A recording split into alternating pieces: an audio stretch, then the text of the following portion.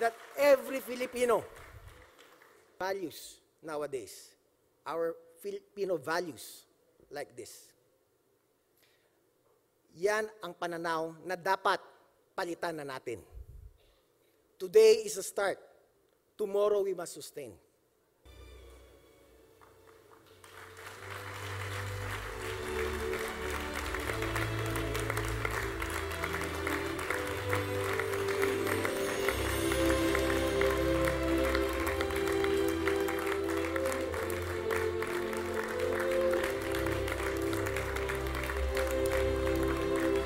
Kasama po mga kapareho ko na feeling bata lang.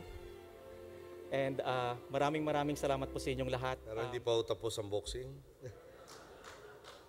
Galang-galang Mr. Siegfried Mison, Mr. Cipriano Lacson, pwede naman naging pakasikat na artista. Meron rin ho sila sini nung araw. Manunulat ng mga awit, kumakanta. Talaga naman ho, pwedeng nag-enjoy na lang ng buhay. Pero hindi ho ni minsan. Paulit-ulit ho, dekada-dekada na pinag-uusapan.